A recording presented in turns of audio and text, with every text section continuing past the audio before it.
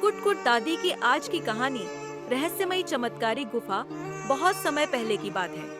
एक छोटे से गांव में रहती थी कुट-कुट दादी। उनके बारे में कहा जाता था कि वे बहुत बुद्धिमान थी और उनके पास कई अनोखे रहस्य थे। उनकी कहानियां सुनने के लिए गांव के छोटे बड़े सब उनकी चौपाल पर आ बैठते। लेकिन सबसे ज्यादा चर्चित था एक रहस्य। कुट-कुट दादी के पास एक ऐसी जगह का नक्शा है जहां जाने वाला कभी गरीब नहीं रहता। गांव में कई लोग इस रहस्य को जानना चाहते थे, लेकिन दादी हमेशा मुस्कुराकर कहती, जिसका दिल सच्चा हो उसे खुद ही रास्ता मिल जाएगा। गांव में कुछ लालची लोग भी थे जो बस धन दौलत पाना चाहते थे। उन सबको लगता था कि दादी उन्हें गुमराह कर रही है। उनमें से एक था धूर्तलाल और दूसरा लालची रामू। दोनों ने तय किया कि वे चोरी छिपे दादी के घर से वह नक्शा चुरा लेंगे। रात के अंधेरे में जब पूरा गांव गहरी नींद में सो रहा था, दोनों चुपके से दादी के घर में घुसे। उन्होंने अलमारी खंगाली, संदूक टटोले, लेकिन उन्हें कुछ नहीं मिला। तभी अचानक एक पुरानी किताब उनके हाथ लगी, जिस पर लिखा था रहस्यमयी चमत्कारी गुफा का मार्ग। धूर्तलाल और रामू ने उस किताब को खोलकर देखा। उसमें एक गुफा का रास्ता बना हुआ था जो गांव के पास के घने जंगल में थी। दोनों बहुत खुश हुए और अगली सुबह बिना किसी को बताए उस गुफा की तलाश में निकल पड़े।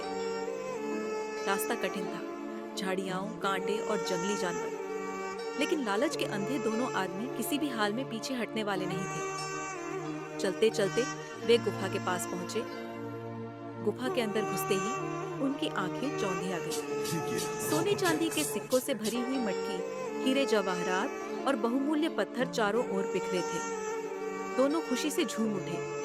अब तो हम सबसे अमीर बन जाएंगे, रामू चिल्लाया।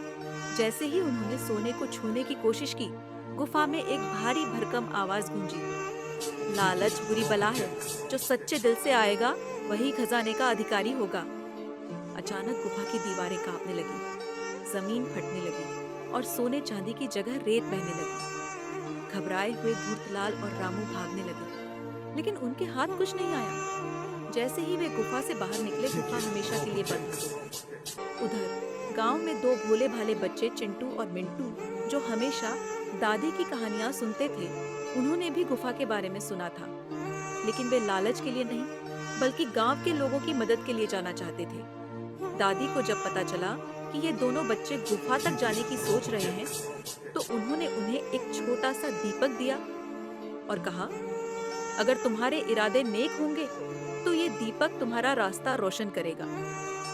चिंटू और मिंटू जब गुफा में पहुंचे तो वहां अंधेरा था, लेकिन जैसे ही उन्होंने दीपक जलाया, गुफा के अंदर चमक फैल गई और वहां सोने चांदी की जगह अक्षरों से भरी एक किताब थी। किताब के पहले पन्ने पर लिखा था, ज्ञान ही सबसे बड़ा खजाना है। जैसे ही उन्होंने किताब उठाई, गुफा के अंदर से ढेर सारे अनाज, कपड़े और जरूरी चीजें निकलने लगी। उन्होंने समझ लिया कि यही असली खजाना है, जिससे वे गांव की मदद कर सकते हैं। जब चिंटू और मिंटू गांव लौटे और उन्होंने अनाज और कपड़े गांव वालों में बांटे, तो सब बहुत खुश हुए।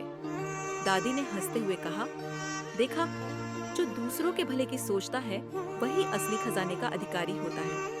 गांव में खुशहाली फैल गई और लालची धूर्तलाल और रामू को अपनी गलती का एहसास हुआ।